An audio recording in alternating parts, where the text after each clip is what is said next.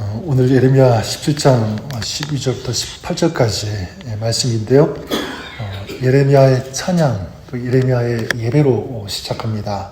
12절에 영화로우신 보좌여 시작부터 높이 계시며 우리의 성소이시며, 영화로우신 보좌, 예루살렘과 성전을 가리키는데 예루살렘 성전에 하나님께서 임재하시기 때문이죠.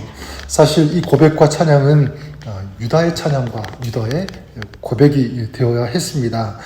유다가 하나님께 참되게 예배를 드렸다면 예루살렘과 그 도성은 하나님께서 계속 함께 하시는 그런 성읍 도성이 되었을 것입니다. 그리고 13절에도 보면 이스라엘의 소망이신 여호와여, 예레미야는 하나님께서 소망이 되신다 라고 노래합니다. 사실 이 노래 또한 누가 불렀어야 할 노래입니까?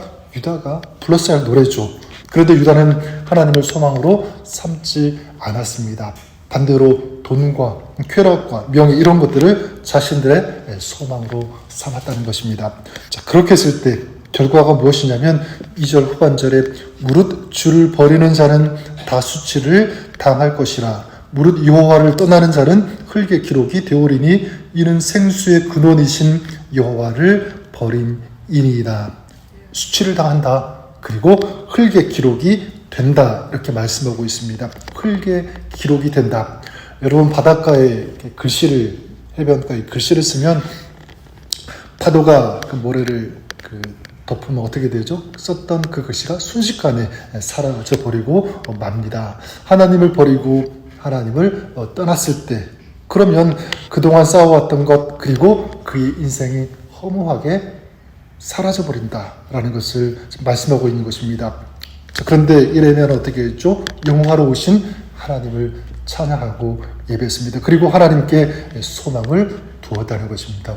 저와 여러분의 삶이 유다와 같지 않고 저는 예레미야와 같이 될 수 있기를 바랍니다. 하나님을 예배하는 삶, 찬양하는 삶, 하나님께 소망을 두는 삶.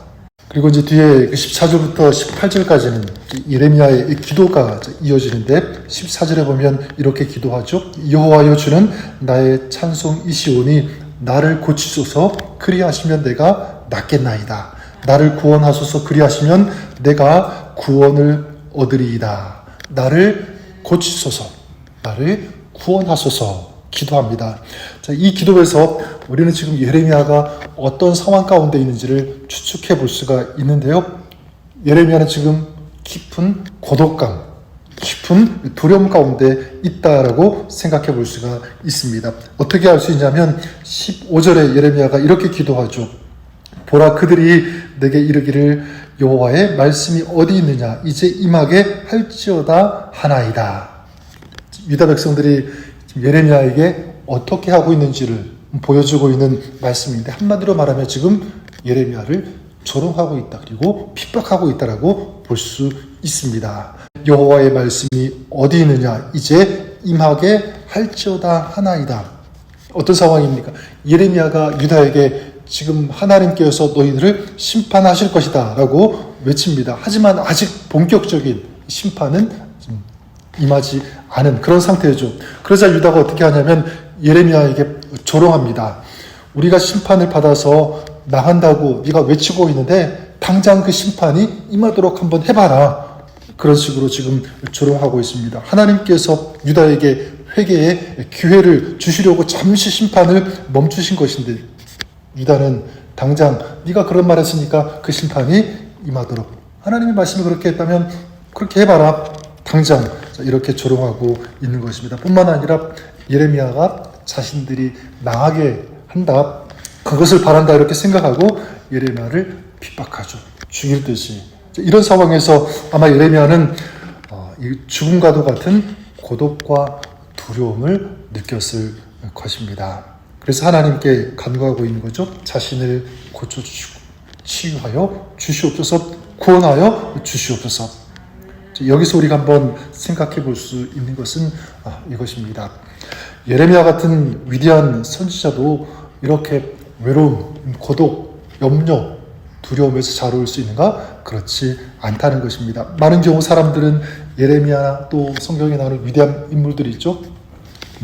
바울, 엘리야 같은 그런 사람들 어떤 두려움도 없었을 것이다. 항상 담대했을 것이다. 이렇게 생각하지만 그렇지 않습니다. 아무리 위대한 선지자들, 사도들이라고 할지라도 그들에게도 뭐가 있었냐면 어려움이 있었습니다. 힘들고 두려운 그런 순간들 있었죠. 바울에게도 몸에 가시, 너무나 자기 자신을 고통스럽게 하는 그런 가시가 있었고요. 엘리야 어떻게 했습니까? 이세벨의 협박에 두려워해서 로뎀나무 아래에서 하나님 자기의 생명을 거두어 달라고 하는 이런 탄식의 고백을 하기도 했습니다. 자, 그렇다면 우리도 마찬가지라고 생각합니다. 신앙생활하면서 오랫동안 신앙생활 했다고 할지라도 근심과 이 두려움에서 자유로울 수 있는가? 그렇지 않아요. 성경에 보면 근심하지 말라, 두려워하지 말라. 그 말씀이 참 많이 나오지 않습니까? 이런 말씀이 많이 나온다는 것은 뭐냐면 그만큼 근심할 수밖에 없는, 염려할 수밖에 없는, 두려워할 수밖에 없는 그런 일들을 만날 수 있다, 지날 수 있다는 것을 전제하는 그런 말씀 아니겠습니까? 자, 그러면 근심하고 두려워할 수밖에 없는 그런 상황을 만날 때, 또 아플 때, 고통스러울 때 어떻게 해야 하는가? 저는 이 예레미야의 기도가 우리의 기도가 될 수 있기를 바랍니다. 예레미야의 믿음, 우리의 믿음이 되어야 된다. 어떻게 기도했죠? 하나님, 저를 고쳐 주십시오. 그러면 제가 낫겠습니다. 주님, 저를 구원해 주십시오. 그러면 제가 구원을 받을 것입니다. 바로 이것이죠. 믿음의 기도예요. 하나님이 하시면 됩니다. 하나님이 구원하시면, 하나님께서 고쳐주시면 저는 고침을 받을 수 있고 구원을 받을 수 있음을 저는 확신합니다. 믿음.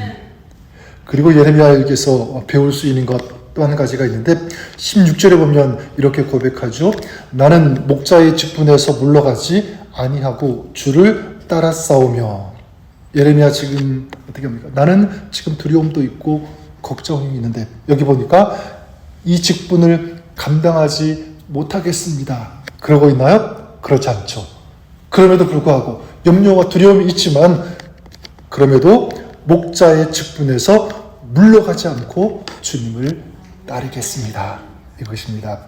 저는 여기서 참된 인내가 무엇인지를 발견할 수가 있는데 참된 인내, 고통과 두려움 속에서 그저 그냥 이를 악물고 견디면서 이기는 그런 모습이 아니라 어디까지 가는 것이냐면 하나님께서 맡겨주신 사명의 자리를 지키면서 견디는 것, 바로 그것이 참된 인내라는 것입니다. 좀 우리가 그럴 수 있기를 바라요. 보통 사람들은 두려움, 어떤 곤란한 일이 생기면 하나님께서 나에게 맡기신 어떤 직임, 사명 혹은 사역을 자꾸 내려놓으려고 하는데 내려온 예레미야는 그렇지가 않습니다. 하나님의 신실하심을 믿고 나에게 하나님께서 맡겨주신 이 사명, 사역을 끝까지 충성하겠습니다. 지키겠습니다. 고백을 드리고 있지 않습니까? 저는 저 여러분들이 그럴 수 있기를 바라요. 힘들 때, 두려울 때 예레미야가 그랬던 것처럼 신실하신 하나님을 의뢰하고 믿고 기도하는, 또 주님의 도우심을 구하는 이런 삶. 더 나아가 하나님께서 나에게 맡기신 그 자리를 지키면서 견디며 인내하는 그런 삶. 여러분, 나에게 맡기신 자리, 섬기는 자리, 또 중보하는 자리일 수 있습니다. 어떤 자리이든 우리 하나님께서 맡기신 그 자리, 이 사명의 자리를 오늘도 묵묵히 성실하게 지켜나가는 그런 저와 여러분 우리가 될 수 있기를 주님의 이름으로 간절히 축원합니다. 오늘 말씀 정리하면 예레미야가 그랬던 우리가 그랬으면 좋을 것 같아요. 어떤 시련, 어떤 어려움이 있어도 하나님을 예배하는 삶, 하나님을 찬양하는 삶, 그리고 하나님을 신뢰하면서 믿고, 그리고 더 나아가 하나님께서 맡기신 사명의 자리를 지켜나가는 그런 삶.